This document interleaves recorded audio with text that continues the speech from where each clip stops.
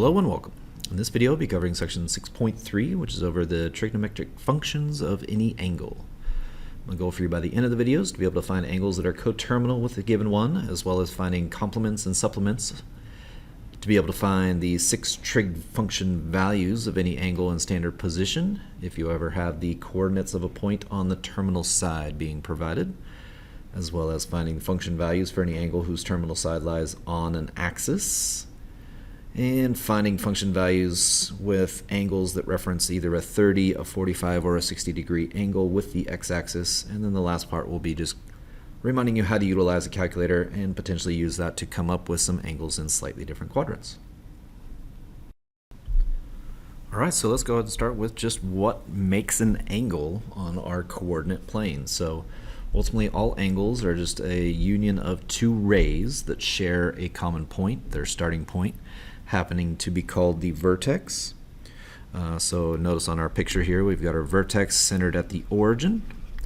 And then we have what are called the initial side and what are the terminal side, or what will be called the terminal side.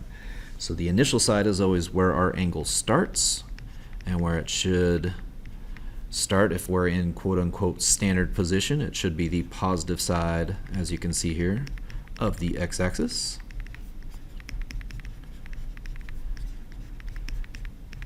And our terminal side is essentially wherever the angle ends or terminates. So as you can see here, the arrow is kind of pointing inside this angle from the initial side towards the terminal side. So this is implying that this would be something that went up to begin, which off to the right there's some examples of this, but that would make it a positive angle if I go up. If I were to go down to begin, as the third picture here is, notice that would be a negative. And that's going to transition ourselves as we kind of move forward. It's going to be something that we'll end up calling coterminal angles. Coterminal meaning that they share a terminal side. So to maybe just give an idea of what a coterminal angle would be, using the second picture, we have our positive version as it's being presented, but a negative version could also be drawn that, notice, start at the same and end at the same positions. However, it definitely would be a different size. If you look at that, that one definitely would be more than 180 degrees, whereas the one that was pictured was less than 180 degrees. In fact, if I made both angles positive and added them together, it should create one full rotation, which we hopefully know to be 360 degrees. But again, we'll explore that a little bit further here in this video. Just wanted to make the point with this one that we have those phrases, initial side, terminal side, and then where the angle actually exists is called the vertex. And if we go up from our initial side to start, that's going to be positive. If I go down from where that initial side is, it would be a negative value. And as we'll see, we are able to actually surpass a 360 degree angle if we were to go more than a full rotation around. Again, those things are going to be called coterminal angles that we'll explore here in a second. So, a few more examples here, and kind of to dive a little further into that concept I just introduced. We have the idea of being able to represent multiple angles here, both positive and negative. The idea of having negative angles probably being somewhat new to you. But the measure of an angle potentially could be presented in degrees. We eventually will talk about how we can measure angles in radians, but for this specific section, everything should just remain in degrees. So if you have a calculator nearby, maybe just do a quick double check and make sure that it is in degree mode. Now what we can do if we have revolutions or rotations is recognize that one full rotation around is 360 degrees as represented on the far left here. Half a rotation then would be 180 degrees, and each of those technically we could say are coterminal. Key phrase there down near the bottom of the screen, coterminal, meaning it's just sharing the same initial and end or terminal side for that angle. So if we maybe use that second one as an example, 180 degrees, and notice it's positive because it goes up to begin, technically would be coterminal with negative 180 degrees if I were to have the same start but go down to begin to come up with that. Perhaps the final 3 or 4 versions here are a little bit better examples of that because they've already been drawn, where a positive 330 degree angle technically would share the same start and end as like a negative 30 degree angle. Again, all 4 of these here at the end, or the example I just added there to the second picture, those are all considered that coterminal idea.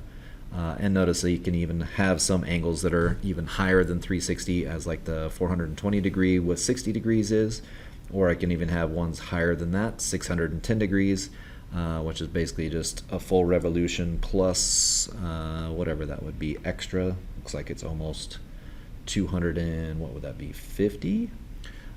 Regardless, though, it doesn't really matter. We have a coterminal angle that could be negative. We have coterminal angles that could be positive. And basically the way that we would do that is just basically adding or subtracting multiples of 360 to be able to come up with that. So we'll explore just an example of how we can maybe come up with some positive terminal or coterminal angles as well as negative coterminal angles, and hopefully you'll find it to be a relatively easy concept. So speaking of that example, let's dive on in. So notice here it's giving us an angle 51 degrees. So if it helps, you can always like sketch a rough picture of what that would look like. So again, our start should be on the positive side of the x-axis, so it's going to be going up, and then once I get to what we would picture maybe as approximately 51 degrees, we could say, okay, that would be my angle. So if I needed to, as this problem asks for, if I needed to find two positive angles, I essentially would just start with my initial that they gave us, the 51 degrees, and just add as many 360s as I want. So I'm just going to find the next one by adding a single 360, which would give me 411 degrees. But I could technically also do, let's start there, but maybe add two 360s. And again, we can let calculators do a little bit of the computation here, or we could do that even recursively. If we think back to like a prior class, the word recursive just means use your previous answer. I could just add 360 to that 411 if I wanted to, and come up with the next one. So that would take me up to 771 degrees. Again, we could type it in as I have written there, or just continually add 360 over and over and over if we can do the mental math. Now as far as doing the two negative ones, I'll go ahead and do that in a slightly different color. The two negative angles here, if I were to do those, it would be start at 51, but instead of adding 360, I just need to take away some 360s until I get into the negative. So it really should just work out for this one being such a small angle that all I have to do is subtract one 360, and that should take me down into the negatives. So that would give me what, negative 309 degrees. And if I did maybe, let's start there at the beginning, but take away maybe two 360s, that would give me the next one. Or I could just subtract 360 from this 309, or negative 309, which takes me down to negative 669 degrees. And again, technically those are just like the first two that I would encounter, but I could actually continue this list on and on and on, meaning that these could be an infinitely long list of coterminal angles, so there's lots of different answers. But usually best practice, just come up with like whatever the next two positive ones would be, or whatever the first two negative ones would be, something along those lines, if they were presented in maybe a little bit larger form. So like instead of having 51 degrees, let's say it started as like, I don't know, 1,250. Obviously subtracting 360 would give us technically an angle that still would be positive, so that would be one of the first ones we could do, but we could also just add 360 and that would technically work as well. We could even be ridiculous with this specific question if I wanted to. I could say like an answer like 51 plus 20 times 360, whatever that resulted in on a calculator, that technically would still be considered one of the coterminal angles for the 51 degrees because it was some multiple of 360 away. And visually, to kind of give you an idea of why that's working, as if we look over here at the picture, it's basically just saying I'm starting at that and then going one full rotation around, and notice the position of that angle technically would not change. It would just be a larger amount of degrees that it must have taken to be able to actually get from start to finish. So hence again, it's not really changing the position of the angle, it's just giving us either a larger or smaller. Oftentimes what we'll want to do in this scenario is actually make angles smaller, not so much bigger, but just kind of showing how it can work and how we can make it turn into angles that are really giant or really tiny or even super negative. We have the ability to do that utilizing this coterminal process. Now, as far as some of the names of angles, hopefully this will be a little bit more just review than anything else. A lot of the names that you're hopefully familiar with are going to stay consistent even though we're talking about angles on a grid. We still have right angles being exactly 90 degrees. We still have acute angles being angles between 0 and 90. Obtuse angles, something that's greater than 90 but less than 180, and then a straight angle that's exactly 180. So really those are the only special names we're really going to encounter from time to time. We don't really need to worry about naming special ones that are larger, because we can technically utilize coterminal, or another word that we haven't talked about yet but called a reference angle, to simplify some of these things. So those four names again hopefully are just more review than anything else, but we also have a couple of other names of angles which are more pairs, not so much singular, and some of those we've already discussed prior in this class. A complementary pair of angles would be two angles that add up to 90 degrees. Do need to specifically be positive values in order to have either of these work as well. And then supplementary angles would be two positive ones that add up to 180. So the next slide here we'll practice just figuring out how to come up with a complement or a supplement, which again hopefully is as easy as doing the complementary, or sorry, not the complementary, but the coterminal process that we just discussed. All right, so the complement and supplement of this angle is the next example we'll work through. So 71.46 is our start. So the complement actually takes longer to write the words than actually to answer the question. All I have to do is just figure out what adds up to 90 with that. So the easiest way to accomplish that would just be start at 90 and take away the angle I know, and that should give me the angle that's left. So in this case, that would give us 18.54 degrees as its complement. As far as its supplement is concerned, if I could actually spell supplement, sorry about that. So supplements is, instead of adding up to 90, it needs to add up to 180 this time. So just like we did with a complement, we'll start with the value we want to add to, which is 180, take away the value I know, which is 71.46 as provided, and then when I subtract, that would give me, it looks like in this case, 108.54. So again, finding complements, just adding up to 90, finding a supplement, adding up to 180. Relatively straightforward. If this was presented somehow, some way in like a degrees, minutes, seconds, I'd recommend just converting it to decimal as this one was already presented as, and then we can do the add or subtract values a little bit easier without having to worry about like how many minutes or seconds that happens to turn into. But it shouldn't happen very often. Just wanted to at least point out, if you do have degrees, minutes, seconds, immediately just convert to decimal, and that should make the rest of the problem a little bit easier. All right, so moving on to the next main topic. Now we'll talk about how we can figure out trigonometric functions of any angle that happens to be in this standard position. Now what we can take advantage of, as you can see with the picture here in the middle, is we can draw these things called reference triangles, where if I ever do want to draw a reference triangle, what's key and what's super important is this right angle always needs to be with the x-axis.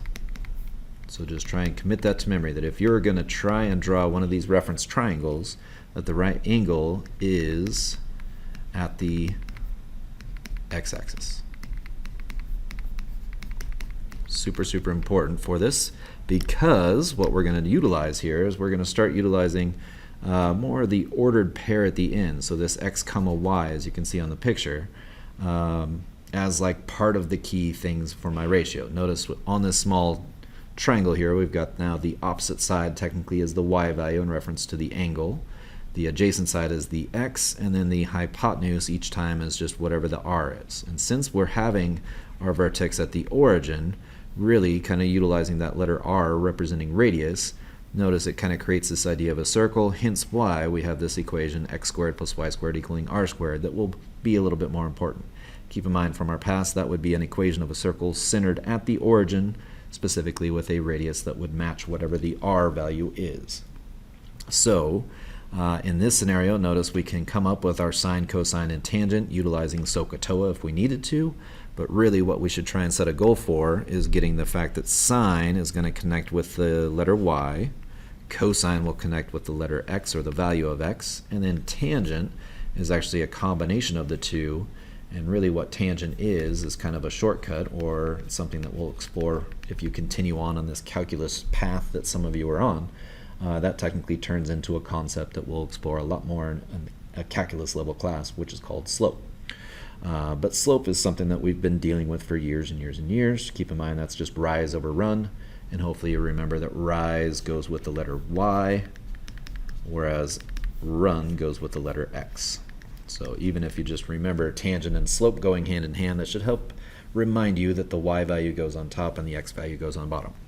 The other ones, notice it just has the r, or whatever the radius is, as the denominator, and that's again because I'm utilizing the SOHCAHTOA relationship we've explored earlier in this class.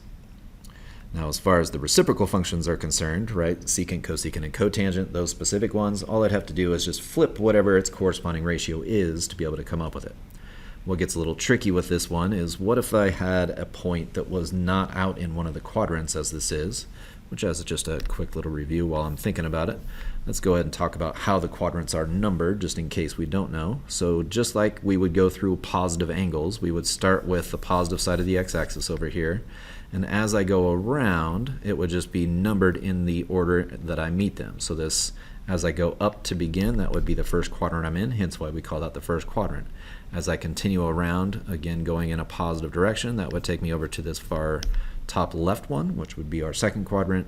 Dropping and continuing on around, it would be our third quadrant next that we would encounter, and then the last one is the bottom right. So again, that's just the idea of kind of going around in that order as a positive angle. That's how the quadrants have been numbered. And oftentimes we use Roman numerals to do that, but you could also do things like Q1, Q2, Q3, or Q4 to represent the fact that you're talking about a quadrant. So, anywho, if we go ahead and look at what we got here, notice by having that right angle always with the x-axis, that will always make the opposite the y, the adjacent the x, and the r as the hypotenuse, which then allows for sine to be connected or to the y, or the cosine to be connected to the x.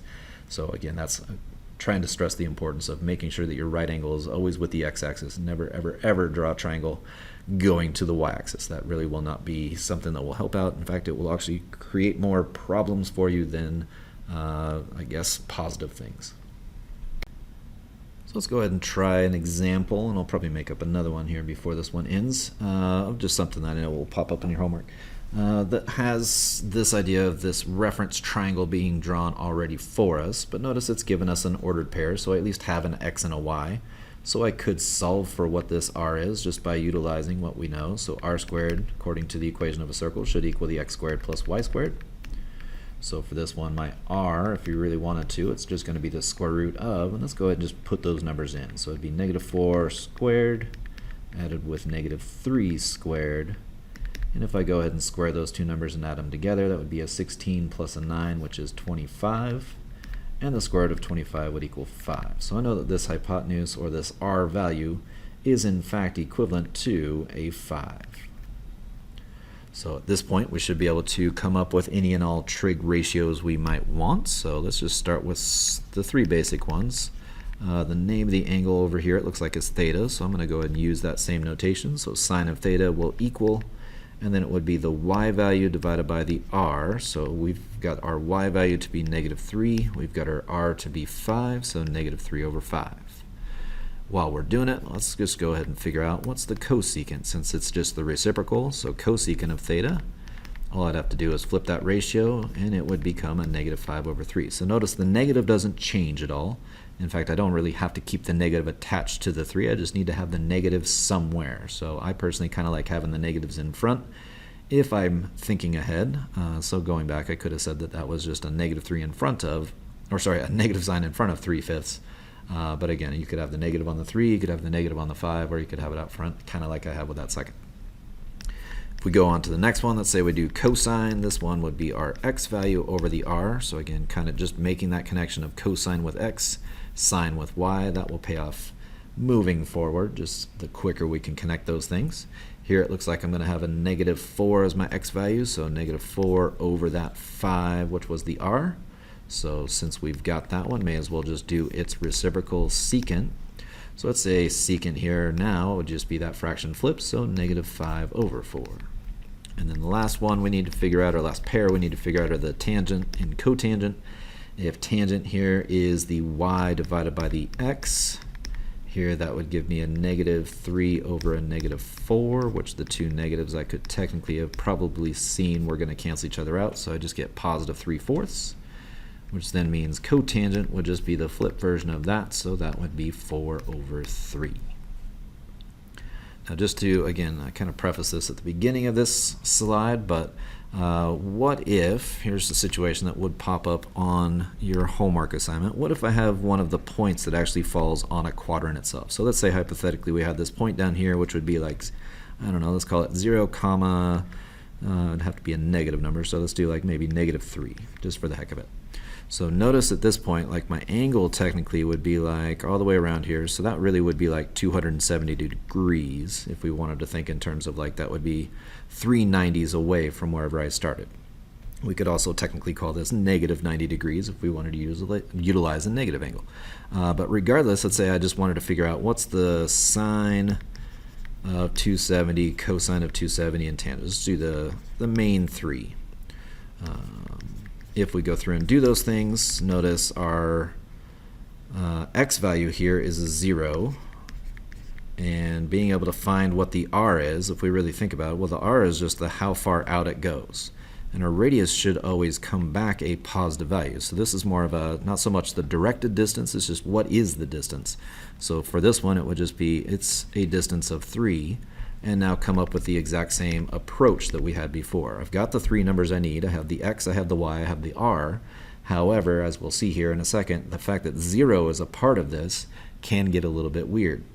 So if I did the sine should be the y divided by the r. So that would just be a -3 divided by 3, which actually does reduce to a -1. If we go with the cosine, this would actually give me 0 over the radius 3, and 0 divided by anything stays 0. So that wasn't super tricky yet, but if we look at the next one, now it's going to be the y divided by the r, or sorry, not the r, but the x, to come up with tangent. So that would be -3 divided by 0, and this is now where that issue pops up, right? Division by 0 has always been a no-no. So if we ever have that happen, what we need to make sure of is we just need to connect that with the idea of that word that we need to remember is undefined. So tangent of 270 degrees, we would just say, is an undefined value. Now, what's even more tricky with this is we would, let's say we needed to do the other 3, secant, cosecant, and cotangent, it would just be flipped versions of those. And so then the question becomes, well, how the heck do I flip undefined? Well, that's where we just need to kind of think, what does it really mean to be undefined? If it's undefined, that means 0 is on the bottom. So when I flip it, now 0 would be on the top. And when 0 is on the top, like it was for cosine here, 0 on the top actually is 0 still. So kind of the key takeaway here that I'm trying to make a point of is if you ever need to find a reciprocal of either 0 or undefined, they are actually going to turn into each other. So like 0 flipped, in other words, would become undefined, or undefined, quote unquote, flipped, would become 0. So those two are going to be the reciprocals of one another. What's kind of easy with 1 or -1 in this case is if I flip it, it just stays a -1. Or if it was +1, it would stay +1. But again, just wanted to at least kind of point that out because it does pop up from time to time. It's not super common. And in fact, we'll learn next section a little bit maybe easier way to know how to do angles such as like this 270 degree one. But for this assignment, just to make sure that you're aware of it, that would be the way that we would approach it.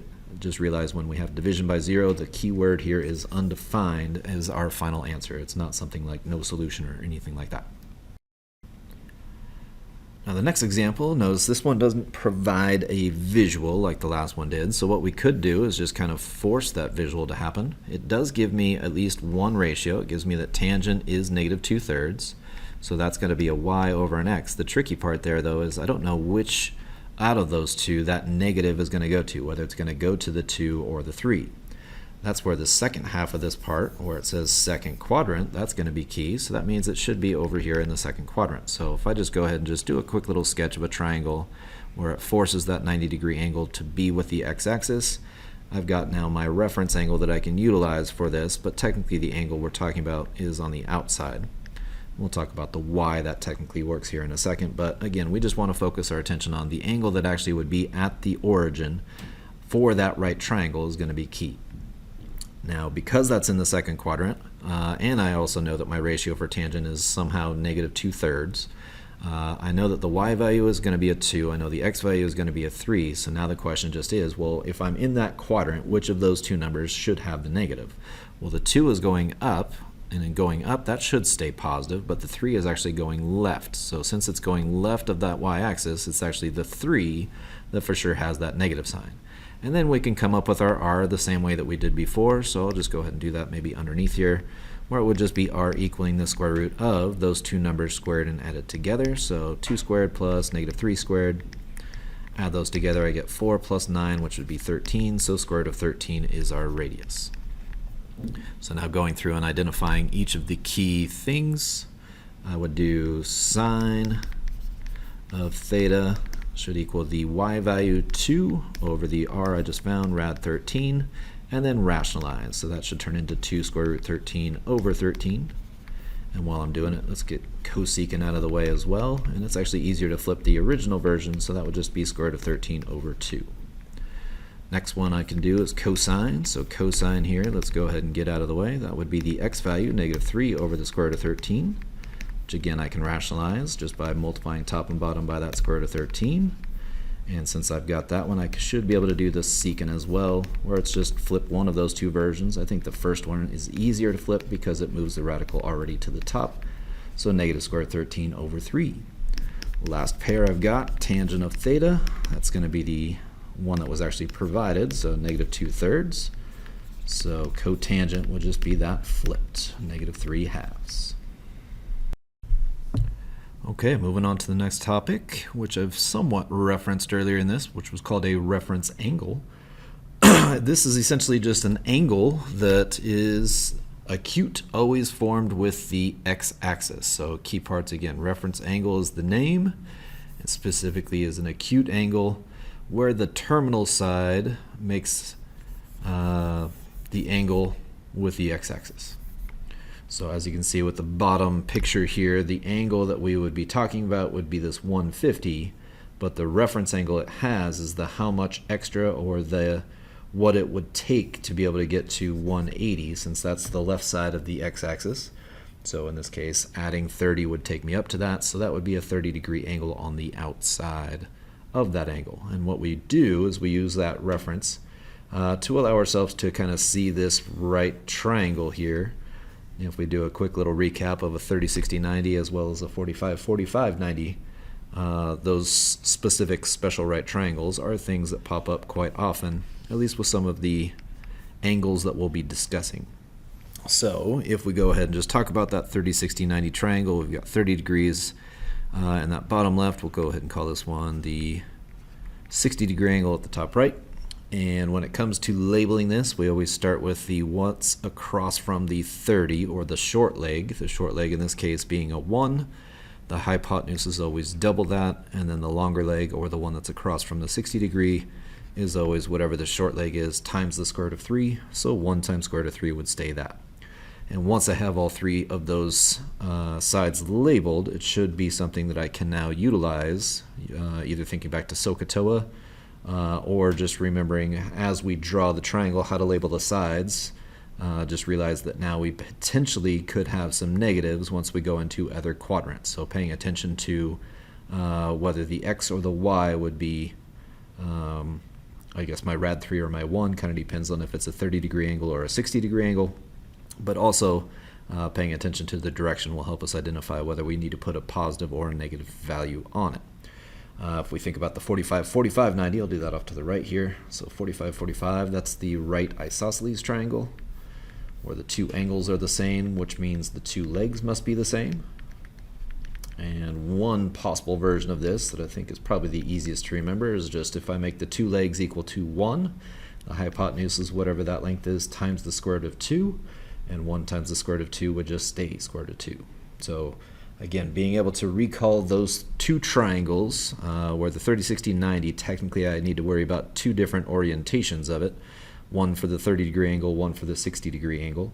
But as long as I can recall those and at least draw a reasonable sketch in each quadrant, should allow me to, I guess, deal with answering potential questions such as like what's the sine of 150 degrees, or cosine, or tangent, or any of those other ratios. So as you can see with this example, if I said what is the sine of 30 degrees, sine of 150 degrees, I would use this 30-degree reference over here inside that and go what's opposite, that's 1, what's hypotenuse, it's 2, so this would just be 1/2 is the equivalent to the sine of that 150. Alright, so let's actually do some examples where we see it instead of just talk through it like I did with that 150 there. So here we got a couple of examples, angles that we probably right at this moment don't know all of the ratios for. Here it just wants us to do the sine, cosine, and tangent, so it's not like we have to do all 6, we just need the probably the three that we're most comfortable with anyway. So coming up with those, we would just need to maybe start by just picturing where is that angle. So 225, if we start it in standard position, I'd start at 0, it's positive, so I'd go up and I'd just kind of figure out how far it would take to get to 225. So I've gone 90, now I've gone 180, so I need to keep going a little bit more. So it seems to me like it would probably be somewhere in that range, because down here this would be like 270, whereas off to the left it's 180. So it definitely falls somewhere in the middle of that. So if we think about the how much was that, well, I've got up to 90, I got to 180, and then I needed to go how much further, because that's really the reference angle that I need to worry about. Well, how much further would I go from 180 to get to 225? Well, that would be 45 more degrees. The other way we could do it is just do 225 minus 180, and that would have given us that angle as well. So with that being said, we can maybe draw a little bit more reasonable picture here, where again it's that same angle, but this time just focus my attention on that right triangle that it forms. Well, since this is a 45-degree angle, this is going to utilize that 45, 45, 90, which we just said were a 1, and a rad 2 as far as the two legs and the hypotenuse. However, based on location, since I'm going to the left and I'm going down, those two values actually both would need to be negative. So at this point, now that I have that triangle that I can reference here off to the bottom, or at least the bottom left here, I should now be able to figure out what sine, cosine, and tangent of each of those are. So sine of 225 degrees looks like it would be the y value, which is -1, over the r, which would be square root of 2, and then rationalize, and I get a negative square root of 2 over a 2. Similarly with cosine, since it's the same side length, I'm just technically referencing the x, but the x being -1 is why this isn't going to change a whole lot. It'd be -1 over the square root of 2 as well, which again gives me a square root of 2 over 2 with a negative in front of it, just like we got with the sine. So the sine and cosine of this specific angle actually have the exact same ratio. The tangent ratio actually is the easiest of the three here, because we don't have to do any rationalizing. It's just the y value, which is -1, divided by the x value, which also is -1, and two negative ones when I divide them give me actually a +1. So as you can see there, the use of that 45, 45, 90 triangle technically is allowing me to answer what the ratios for this larger angle, 225, would be. And notice again, just because it was larger than 45, it actually was outside of the first quadrant, I just then had to start worrying about potentially some negative signs, which both our sine and cosine came back negative.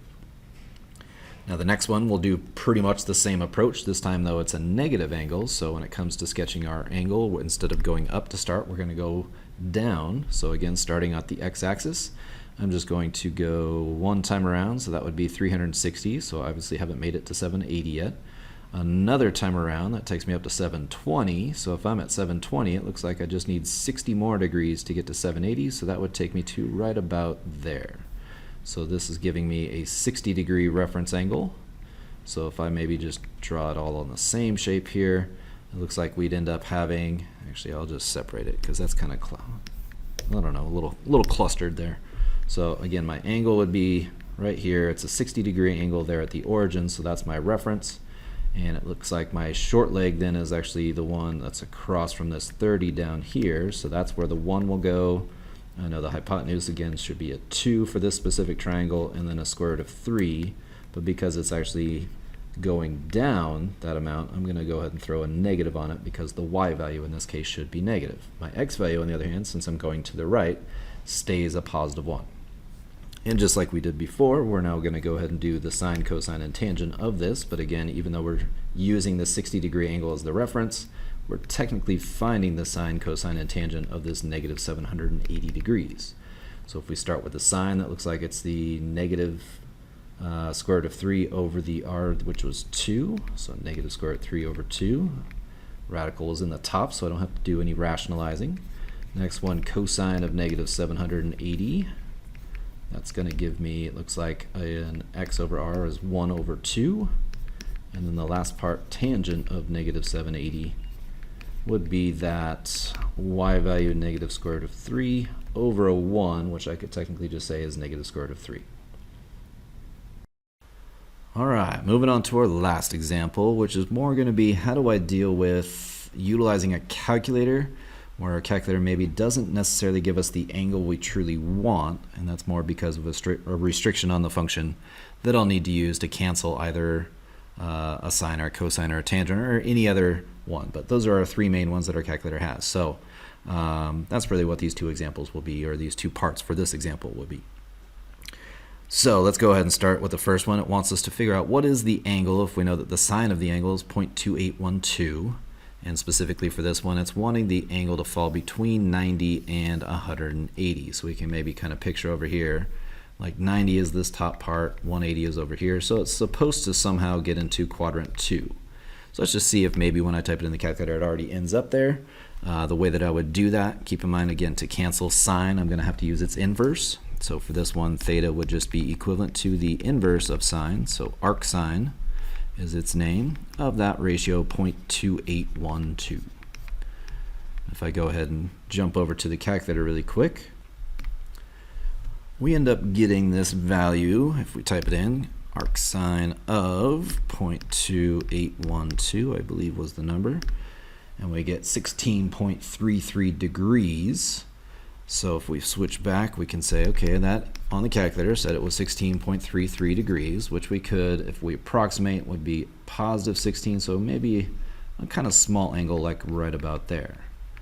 Now obviously when I draw that angle, it's not quite in the quadrant we want, but since we're talking sine, remember from earlier goes with the y value, I just need to think like, okay, if this is my ordered pair right here at the end of an x comma y, I just need the y value to stay the same. So if I need the y value to stay the same, it would just kind of be like, let's just reflect it maybe over here. That gets me pretty much a mirror image angle over here, where now the 16.33 is that amount of space. But the angle I actually want is the one from standard position that gets to that terminal side. So as you can see here, it's definitely going to be larger than 90 degrees, but less than 180 as I've drawn that yellow one. But how would I come up with it? Well, ultimately, if we know that that amount of space, if that's theta, if I add 16.33 to it, that technically would take me up to 180 as we see here. So kind of the easy way to come up with that would just be, let's just figure out what that space is by doing 180 take away the 16.33 that I know. And if we go ahead and do that, that should give me, let's see, let's type it in, 180 minus the 16.33, and we get a value of 163.67. Notice again, that now falls inside the window we were looking for. It is greater than 90, and it's also less than 180. So on occasion, again, your calculator will just give you an acute angle, especially when you're using either arcsine or arctangent, which we'll explore more the why that happens. But here, we more just need to be able to recognize, like, if it gives me an answer, but it's not an angle that's in the correct spot, we just need to kind of find a way to either reflect or maybe rotate, and just figure out how that space would be. So if I needed to be like in the third quadrant, for example, I might just reflect it across the origin and have my 16.33 be with that x-axis again in that area. Now this one, obviously, that wouldn't make a lot of sense because it was a positive ratio and positive y value should stay above. But for this one, again, that kind of concept would be something where it's just think how much space would I need, and should I add 180, should I subtract 180, should I add to 180 or subtract from 180? Or if I get into the fourth quadrant, I might start thinking about 360 over here on the right side. So anyway, let's go ahead and look at maybe the next example, see if this one helps make it make sense. If we need some more examples, just let me know. The tricky part of this one is what's giving us the cotangent, which we don't really have a button for. So what we'll need to do right off the bat is switch it to tangent. And the easiest way to do that is just take the ratio and put it under a 1, because that's what's accomplishing the flip or the reciprocal portion of it. And if I now try and cancel the tangent, it would just be utilizing its inverse. So arctangent of this ratio, -1 over 0.1611. And if we go ahead and flip back to the calculator, type that in, arctangent of 1 divided by -0.1611 gives me a value of -80.85-ish. I probably should have pointed out before I started this where we needed to be. So it did say the instructions are the theta should fall somewhere between 270 and 360. So sketching a little picture, 270 would be down here at the bottom, 360 is off to the right. It's technically in the same spot as 0, which hopefully makes sense. But if we now think in terms of what would negative 80.85 look like, well, negative 80.85 would technically be starting on the positive side of the x-axis, but this time going down because it's a negative. And it doesn't quite make it to 90, so it would be something approximately like the angle I just drew there. But as we can see, that is in the right spot. It's just not between the right two numbers. So this is where from earlier we talked about coterminal angles. All we would do is just think about, okay, if that's the angle, if I don't want to move it, I'll just add a full rotation the other way. So if I just added 360 to this number, that should take me up to the angle I need. So if we flip back, we've already got the answer on our screen. Let's just add 360 to it, and notice it gives us our answer now of 279.15. So 279.15 degrees, which now does fall between that 270 and 360 we were aiming for. So at that point, we've got the angle locked in where it needed to be, as well as inside the range that we wanted. Now, had this wanted it to be, for example, maybe in the second quadrant, instead of doing a plus 360, we actually would maybe have just thought of like adding half a rotation, so maybe adding 180. Should I have needed it to be like between, say, 90 and 180, there would be a way that I could accomplish that. And again, we can work through more examples if that still isn't quite making sense. I think as you see it and work through it, the logic of it will start to kind of come together. Hopefully it's come together with just how I've explained it so far, but again, if you have further questions, just let me know. Anywho, hopefully this video has been helpful for those that maybe were struggling with the section. So if you, again, still have further questions, come find me and give me a chance to help. Regardless, I appreciate you taking the time watching the video, and we'll catch you next time.